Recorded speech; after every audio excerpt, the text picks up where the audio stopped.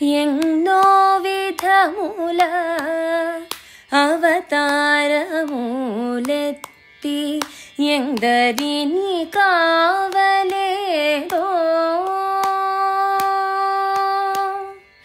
ఎన్నో విధముల అవతారములెత్తి ఎందరిని కావలేదో ఓ రామ ఎన్నో విధముల అవతారములెత్తి ఎందరిని కావలేదో ఓ రామ ఎన్నో విధముల అవతారములెత్తి ఎందరిని కావలేదో ఓ రామ ఎన్నో విధముల అవతారములెత్తి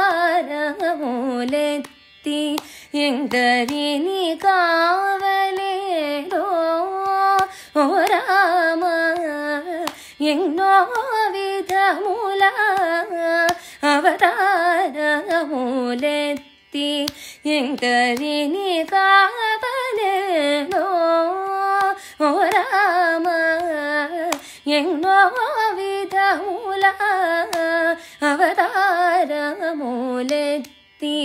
ఎందరిని కావలేదో ఓ రామ ఎన్నో విధముల ఎన్నో విధముల ఎన్నో విధముల అవతారములెత్తి ఎందరిని కావలేదో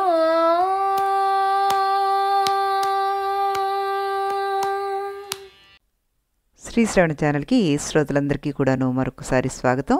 ఈరోజు మనం విన్న ఈ రామదాసు కీర్తన కాంభోజి రాగంలో కృతి చేయబడ్డ కీర్తన. చాలా చక్కగా పాడి వినిపించింది మనకి లక్ష్మీ శ్రావణి. అమ్మాయికి అనేక ఆశీస్సులు తెలియజేస్తూ యోగ వాసిష్టంలో ఈరోజు మనం సూర్యుడు చంద్రుణ్ణి మింగాడు అంటే ప్రాణవాయువు వచ్చి అపానవాయువులో కలిసింది అని అర్థం చెప్పారు నిన్న. దాన్ని బాహ్య కుంభకం అని అన్నారు అని మన ఈ భూషుండు చెప్తున్నారన్న సంగతి మనం తెలుసుకున్నాం కదా.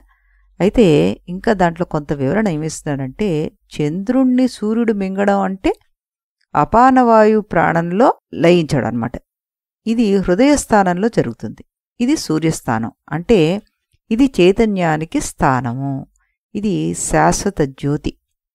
ఈ జ్యోతిస్సే బయటికి వ్యాపించినప్పుడు దాన్ని అపానం అంటున్నాం, చంద్రుడు అంటున్నాం. కనుక ఉన్నది ఒక్కడే, అదే సూర్యుడు.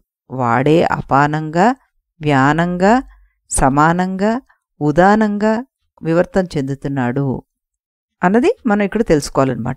ఈ విషయాన్ని అంతఃకుంభకంలో అనుసంధానం చేసినందువల్ల జీవుడికి ఉండే లోపలి చీకటి తొలగిపోతుంది. లోపలి చీకటి అంటే అజ్ఞానాంధకారమే. అది పోతే ఇక బాహ్య అంధకారం లెక్క ఏమిటి చెప్పండి.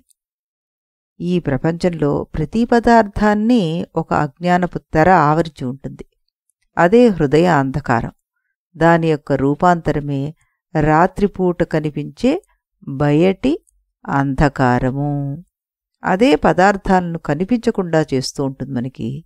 కానీ జీవుడి అంతఃకరణంలో ఉండే చైతన్యం ఇంద్రియం ద్వారా బయటికి ప్రసరించి ఆ పదార్థం దగ్గరికి చేరినప్పుడు దాన్ని ఆవరించి ఉన్న అజ్ఞానపు అంధకారపు తెర తొలగిపోతుందన్నమాట. అప్పుడే ఆ పదార్థం ద్రష్ట యొక్క అనుభవానికి వచ్చేలా అవుతుంది. మనం దీన్ని ముముక్షు ప్రకరణలో వృత్తి వ్యాప్తి ఫలవ్యాప్తి అన్న దాని కింద మనం చెప్పుకున్నాం. ఇంకా ఆయన ఏం చెప్తున్నారు ఇప్పుడు, మహర్షి బయట అంధకారాన్ని తొలగించేది కూడా లోపల వెలుగే. అందువల్ల అంతఃకుంభకం ద్వారా అంతర్జ్యోతిని సాక్షాత్కరించుకుంటే లోపలి చీకటి వెలుపల చీకటి రెండూ ఒకేసారి పోతాయి. అందువల్ల అంతఃకుంభక భావన కూడా క్రమంగా మోక్ష సాధనం అవుతుందన్నమాట. ఇక లోపల వెలుపల అనే కల్పనలు ఉన్నాయి. వీటి సంగతి ఏమిటో మరి ఆలోచించి చూద్దాం మనం. ఎండ తగ్గితే నీడ పెరుగుతుంది, నీడ తగ్గితే ఎండ పెరుగుతుంది. అలాగే ప్రాణం వేగం శమించిపోతే అపానం బయలుదేరుతుంది, అపాన వేగం శమించిపోతే ప్రాణం బయలుదేరుతుంది అనమాట. ఎక్కడ ప్రాణం ఉత్పన్నం అవుతోందో అక్కడ అపానం నశించేస్తుంది, ఎక్కడ అపానం ఉత్పన్నం అవుతోందో అక్కడ ప్రాణం నశిస్తుంది అనమాట.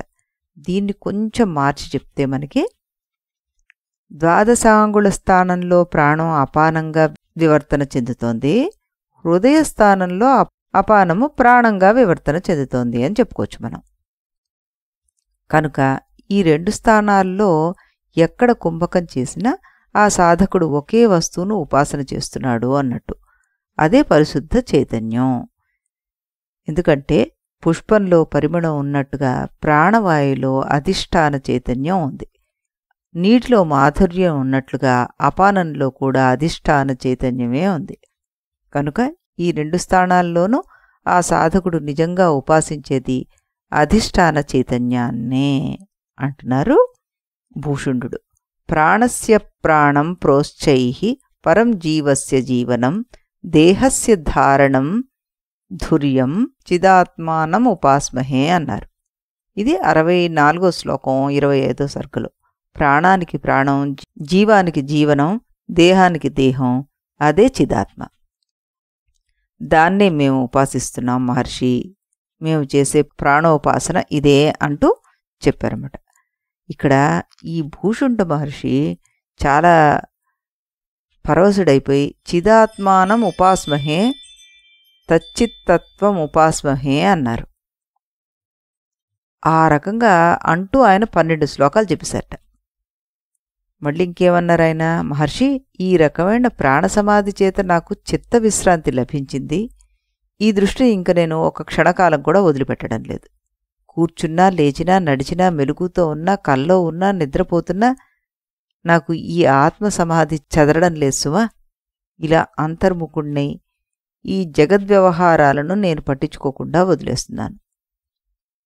నా భూతం నా భవిష్యంచ చింతయామి కదాచన దృష్టిమాలంబ్య తిష్టామి వర్తమానం ఇహాత్మనా అన్నారాయన. నేను జరిగిపోయిన దాని గురించి కానీ జరగబోయే దాని గురించి కానీ ఆలోచించట్లేదు, కేవలం వర్తమాన కాలంలో ఏది ఉందో దానిమీదే నా మనోదృష్టిని ఉంచుతున్నాను. అందుచేత నా బుద్ధి ఎల్లప్పుడూ సుషుప్తితో సమానమై ఉంటుంది. ఈ దశలో సత్యాసత్య విమర్శ ఉంటుంది కానీ దేనిమీద అభిమానం మాత్రం ఉండదు. అందుచేతే వ్యాధి గాని మృత్యువు గాని లేకుండా చిరంజీవినై ఉన్నాను అని ఆయన ఇంకా ఏమంటున్నారు, ప్రాణాపాన సమాయోగ సమయం సమనుస్మరణ్ స్వయమాత్మని తుష్యామి చిరంజీవామి అనామయ అన్నారు. ప్రాణాపానాల యొక్క సంధి సమయంలో స్ఫురించే చిత్పదార్థాన్ని స్మరిస్తూ ఆ స్మరణ బలం చేత నాలో నేనే పరితృప్తిని పొందుతూ ఇలా చిరంజీవిగా ఉంటున్నాను.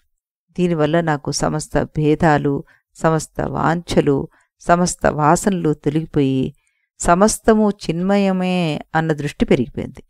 ఘటశ్చిత్త చిత్పటశ్చికం చిద్వనం శకటం చ చిత్ చిత్ స్వరమితి మే భావ తేన జీవామి అనామయ అన్నారు. కుండ చిత్తు, వస్త్రం చిత్తు, అడవి చిత్తు, బండి చిత్తు, నాకు కనిపించేదంతా చిత్తే. ఇదే నా భావన.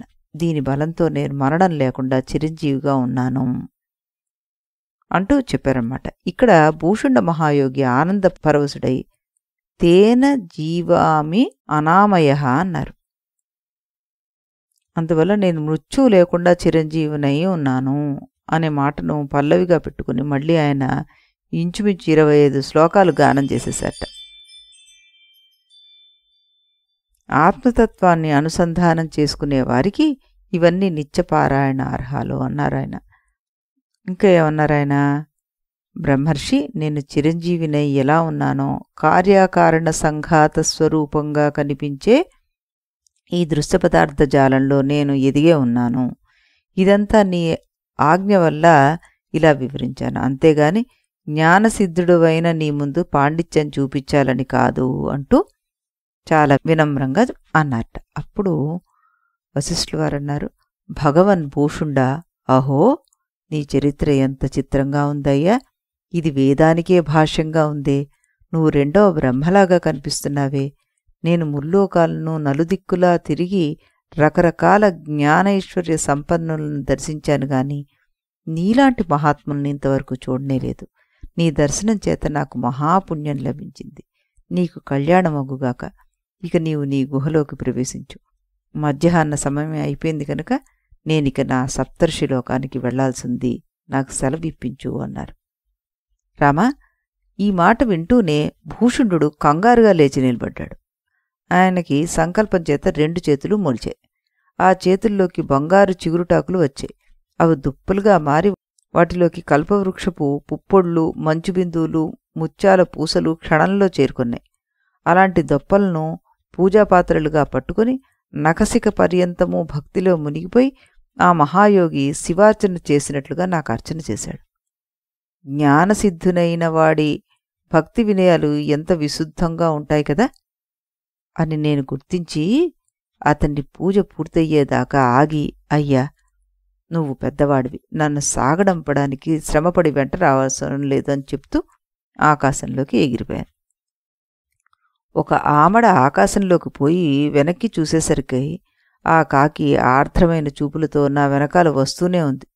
నేనప్పుడు వెనక్కి తిరిగి ఆ మహాయోగి చేతులు గట్టిగా పట్టుకుని వెన్ను నిమిరి బలవంతంగా వెనుకకి పంపించారనమాట. సత్పురుషుల సాంగత్యాన్ని వదిలిపెట్టడం ఎవరికైనా కష్టమే కదా మరి. రామా, ఇదంతా ఇప్పుడు జరిగిందనుకుంటున్నావు కదా నువ్వు. కృతయుగంలోని 200 సంవత్సరంలో మేరు శిఖరం మీద నేను ఆయన మొదటిసారిగా కలిశాను. ఇప్పుడు కృతయుగం వెళ్ళిపోయి త్రేతాయుగం కూడా సగం దాటిపోయింది. 8 సంవత్సరాల కిందట ఆయన దగ్గరికి మరోసారి వెళ్ళొచ్చాను. ఆయన అప్పుడు ఎలా ఉన్నాడో ఇప్పుడు అలాగే ఉన్నాడు. కనుక రామా, నువ్వు కూడా భూషుండ మహాయోగిలాగానే ప్రాణనిరోధమనే యోగాన్ని అభ్యసించి జ్ఞానసిద్ధుడివై ఆయన పొందిన స్థితిని పొందుగాక అంటూ దీవించారన్నమాట. ఇక్కడ దౌక్రమో చిత్తనాశస్య యోగో జ్ఞానంచ రాఘవ అన్నారు. అంటే చిత్త నిర్మూలనానికి యోగము జ్ఞానము 2 మార్గాలేనని ఉపశమ ప్రకరణలో చెప్పారు. వాటిలో యోగ మార్గం ప్రసక్తిలో ఉద్దాలక మహర్షుల వంటి ఘట్టాలు కొంతవరకు చెప్పారు. ఉపశమ ప్రకరణలో 78వ సర్గలో డజనుకు పైగా యోగ ప్రక్రియల గురించి ప్రస్తావించారు మనతోటి. ఆ తర్వాత అక్కడ 80వ సర్గ నుంచి 84వ సర్గ దాకా సంవర్త వీతహవ్య మహర్షులు చేసిన ఇంద్రియ ప్రబోధాన్ని పఠించారు. వాటిల్లో శరీరాన్ని ఒక ఇల్లులాగా వర్ణించడం మొదలైనవన్నీ ఉన్నాయి. అయితే ఈ విషయాలన్నిటినీ ఒకే చోటుకి తెచ్చి ప్రాణాయామ సాధనలో పరాకాష్ఠ స్థితి ఎలా ఉంటుందో, దాని ద్వారా జ్ఞానం ఎలా అప్రయత్నంగా సిద్ధిస్తుందో, ఆ సాధనకు సర్వవర్ణాల వారు ఏ రకంగా అర్హులవుతారో చెప్పడం కోసం వశిష్ఠ మహర్షి ఇక్కడ ఈ కాకి మహర్షి అయిన భూషుండుడి కథ మనకి వినిపించారన్నమాట. దీనిలో నీచాతి నీచమైన సంకర జాతికి చెందిన కాకి శ్రేష్టమైన యోగ మార్గం ద్వారా తత్వజ్ఞానాన్ని పొంది సుస్థిరంగా నిలబడి చివరికి ఆ సాధకుడే బ్రహ్మకల్పాలను దాటిపోయి చిరంజీవిగా ఉన్నాడని చూపించడం ద్వారా యోగం జ్ఞానంలోకి ఎలా పరిణమించి స్థిరపడుతుంది, యోగ మార్గలబ్ధమైన ఫలితానికి కేవల జ్ఞాన మార్గలబ్ధమైన ఫలితానికి భేదం లేకపోవడం అనేది ఎలా సాధ్యమవుతుందో నిరూపించారు ఇక్కడ మనకు వశిష్ఠ మహర్షి వారు అన్నమాట. ఇలా యోగ జ్ఞానాలు పరస్పర పరిపూరకత్వాన్ని ఏకోన్ముఖత్వాన్ని నిరూపించాక వశిష్ఠ మహర్షి మళ్ళీ జ్ఞానమార్గ వివరణలోకి ప్రవేశించిపోతున్నాడనమాట. అప్పుడే కరెక్ట్గా శ్రీరాములు వారు ఒక ప్రశ్న వేశారు. ఏమని? గురుదేవా, ఈ భూషుండ వృత్తాంతం చాలా ఆశ్చర్యకరంగా ఉంది సుమా, కానీ ఒక చిన్న ప్రశ్న ఉండిపోయింది. ఈ కథలో మీరు శరీరం అనే గృహం, ఎముకలనే స్తంభాల మీద చర్మం అనే తాటాకులు కప్పి ఏర్పడింది అంటూ విపులంగా వివరించారు. దానిలో నాడులున్నాయి అన్నారు. వాటిలో ప్రాణవాయువు సంచరిస్తోంది అని అన్నారు. దాన్ని నిగ్రహించి ప్రాణాయామం చేస్తే చివరికి మోక్షం దాకా వెళ్ళొచ్చును అని చెప్పారు. ఇంతకీ ఈ దేహగృహాన్ని నిర్మించిందెవరు, అందులో ఉన్నదెవరు అని ఆయన అడిగేసరికలా మళ్ళీ వశిష్ఠుల వారు అన్నారు, రామా, ఈ విషయం మీద ఉత్పత్తి ప్రకరణలు విపులంగా చెప్పాను నేను. ఇది ఎవ్వరూ నిర్మించింది కాదని, ఇది ఆభాసం మాత్రమని, అంటే భ్రాంతి మాత్రమని, కంటి దోషం కలవాడికి ఆకాశంలో కనిపించే రెండో చంద్రుళ్లాగా ఇది కనిపిస్తూ ఉంటుందని, అందుచేతనే ఇది సదాత్మకమని, అంటే ఉన్నదని లేనిదని రెండు రకాలుగా చెప్పే స్థితి కదా, అది మనం చెప్పుకున్నాం కదా, అలా వివరించాను నేను నీకు అక్కడ అంటూ ఆయన చెప్పి, నువ్వు మెలకువలో కనిపించి ఈ దేహాన్ని గురించి అడుగుతున్నావు, మరి కల్లో నీకు ఇంకో దేహం కనిపిస్తోంది కదా, అది ఎక్కడి నుంచి వచ్చింది? కల్లో నీ శరీరం మాత్రమే కాదు, దాని పక్కన మరికొన్ని శరీరాలు కనిపించాయి, వాటితో నువ్వు యుద్ధం కూడా చేసావు, అవెక్కడి నుంచి వచ్చాయి? ఈ ప్రశ్నలన్నింటికీ నువ్వు ఒకటే సమాధానం చెప్తావు, అవన్నీ నా సంకల్పం యొక్క మారు రూపాలండి అని. నీ ప్రశ్నకు నా సమాధానం కూడా మరి అదే. హిరణ్యగర్భుడనే సమష్టి మనస్తత్వ స్వరూపుడైన ప్రథమజీవుడు చేసిన సంకల్పం వల్ల తనకో స్వప్నం వచ్చింది. ఆ స్వప్నంలో మురిచిన మొక్కల్లో ఒక మొక్క ఈ భూషుండ శరీరము. అప్పుడు శ్రీరాములు వారు మనలాగే ఒక ప్రశ్న వేశారు, ఈ కాకి ఆకారమే ఎందుకు రావాలి దానికి అని. అప్పుడు మళ్ళీ వశిష్ఠులు వారు అన్నారు, దానికి పూర్వవాసనలే కారణం. నువ్వు పూర్వవాసనల బలం చేత జీవుడు ఎలాంటి సంకల్పాలు చేస్తాడో వాడికి అలాంటి దేహాలే కలుగుతాయి. భావన బలం చేతే దేశకాలాల యొక్క కొలతలు మారిపోతూ ఉంటాయి. అంటే చిన్న ఇరుకు గదిలో పడుకున్నవాడికి విశాలమైన ఆకాశంలో విహరిస్తున్నట్లుగా కల వస్తుంది. 5 నిమిషాల నిద్రలో 50 సంవత్సరాల కథ నడుస్తుంది. ఇలాంటి వికారాలన్నిటికీ కారణం ఒక్కటే, అదే వాసన. అది జీవుణ్ణి ఒక పట్టాన వదిలిపెట్టి వెళ్ళదు. అప్పుడు శ్రీరాములు వారు అన్నారు, మరి ఆత్మని శుద్ధి చేసుకునే ఉపాయం ఏమిటి? ఇప్పుడు వశిష్ఠులు వారు అన్నారు, సమ్యగా లోకమాత్రేణ స్వభావశుద్ధిం రుచ్యతి అన్నారు. సమ్యక జ్ఞానమే సరియైన చూపే ఆత్మశుద్ధికి అదే ఉపాయం. ఇక్కడ స్వభావము అంటే మనం జీవాత్మ అని చెప్పుకోవాలన్నమాట. సరిగ్గా చూడ్డం చేతగాని పిల్లవాడు అది రాగి ముద్ద అనుకుంటాడు. తండ్రి చెప్పినా వెండు. చివరికి తండ్రి వచ్చి దాన్ని కరిగించి చూపిస్తాడు. అప్పుడు అది మేలిమి బంగారం అని కుర్రవాడికి అర్థమవుతుంది. అలా ఒకసారి అర్థమైతే మళ్ళీ రాగి అనే భ్రాంతి పుట్టదా వాడికి. అలాగే ఆత్మ విషయంలో కూడా ఒక్కసారి సమ్యక్ దర్శనం చేయగలిగితే ఇంక మళ్ళీ మనకి ఏ రకమైన డౌటు రాదు. లోకంలో కనిపించే జనన మరణాలు, స్వర్గ నరకాలు, జ్ఞానాజ్ఞానాలు ఇలాంటివన్నీ కూడా చిత్ప్రకాశం కంటే వేరుగా లేవని చూడగలగడమే సరి అయిన చూపు అన్నమాట. అదే సమ్యక్ జ్ఞానం. దీన్ని అభ్యసించాలి అంటున్నారు. అప్పుడు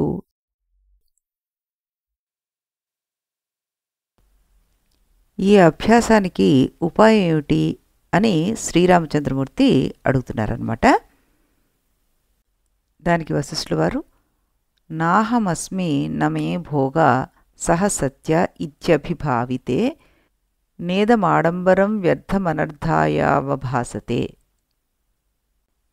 అహమేవ హి వా సర్వం చిదిత్యేవం విభావితే న ఇదమాడంబరం వ్యర్థ అనర్థాయావభాసతే దర్శనద్వయమాప్యేతత్ సత్యమత్యంత సిద్ధిదం యదేకమేతయోర్వేస్సి రమ్యం తద్రామ సంశయా ద్వాభ్యామేవ వైతాభ్యాం దర్శనాభ్యామి ఇహ అనగా విహరన్ కురు కళ్యాణ రాగద్వేష పరిక్షయం. ఇవి మనకి స్వర్గ 28లో 70, 71, 72, 73 శ్లోకాల్లో ఆయన వివరించారు. అంటే ఏంటి? అసలు నేననేదే లేదు, ఈ కనిపించే సుఖదుఖాలు భోగాలు సత్యాలు కానే కావు అనే భావనను చెయ్యొచ్చు, ఇదొక పద్ధతి. లేదా కనిపించేదంతా నేనే, ఈ కనిపించేదంతా కూడా శుద్ధ చైతన్యమే అనే భావన కూడా చెయ్యొచ్చు, ఇది మరో పద్ధతి. ఈ రెండిట్లో ఏ భావం చేసినా జగదాడంబరం మనకి సంసార బంధాన్ని కలిగించదు. రామ, ఈ రెండిట్లో ఏది బాగుందనుకుంటే దాన్ని నువ్వు ఆశ్రయించు, లేదా రెండింటినీ యథా సౌకర్యంగా వాడుకుంటూ రాగద్వేషాలను దాటి వెళ్ళిపో. సర్వసంకల్పాలను విడిచిపెట్టి ఆత్మస్వరూపంలో ఉండిపో. నతే జన్మ నతే దుఃఖం న దోషస్తే నతే భ్రమాః సర్వసంకల్పం ఉత్సృజ్య తిష్టాత్మని సుసంస్థితః అన్నారు. ఇది 94వ శ్లోకం అన్నమాట. నీకు జన్మ లేదు, దుఃఖం లేదు, దోషాలు లేవు, భ్రమలు లేవు. అన్ని సంకల్పాలను వదిలేసి నువ్వు నీ పరమాత్మ స్వరూపంలో సుస్థిరంగా ఉండిపో అంటూ ఈ ప్రసంగాన్ని ఆయన 90 శ్లోకాలకు పైగా మహోపదేశం చేశారనమాట. ఆయనకి ఆత్మానందం వచ్చేసింది. శ్రీరాముడు పూర్తిగా సమాధిలోకి వెళ్ళిపోయాడు. అది గమనించిన వశిష్ఠ మహర్షి ఒక అరగంట సేపు మౌనంగా ఉండిపోయాడు. అప్పుడు రాముడు కళ్ళు తెరిచారన్నమాట. వశిష్ఠుడు అప్పుడు తన ప్రసంగాన్ని మళ్ళీ కొనసాగించారు. తన బోధబలం చేత శిష్యుడు సమాధిలోకి వెళ్ళిపోయాడు కదా అని వశిష్ఠుడు పొంగిపోలేదు. ఒక రకమైన తీవ్ర చిత్తవృత్తి కలవారికి ఏ విషయాన్ని గురించి విస్తారంగా విన్నా దానిలో లయించిపోవడం అనేది ఒక స్వభావ లక్షణంగా ఉండిపోతుంది. ఆధ్యాత్మ విద్యలో అది చాలదు. తీవ్ర భావన వల్ల ఏ సమాధి లభిస్తుందో అది సర్వకాల సర్వ అవస్థలోనూ స్థిరంగా ఉండాలి. అప్పుడే ఈ తాత్కాలిక సమాధులకు సార్థక్యం. ఈ విషయాన్ని పూర్వం శివుడి వల్ల వశిష్ఠ మహర్షి గారు తెలుసుకోగలిగారు. ఆ విషయాలను శ్రీరాముడికి కొంత చెప్పాలని ఆయన సంకల్పించారన్నమాట. అది మనం రేపు ఇదే సమయానికి ఇదే ఛానల్లో శ్రీరాముల వారి కీర్తనను విన్న తర్వాత అప్పుడు చెప్పుకుందాం. ఆ శివోపదేశం ఏమిటో అప్పుడు విందాం మనం. అంతవరకు సెలవు.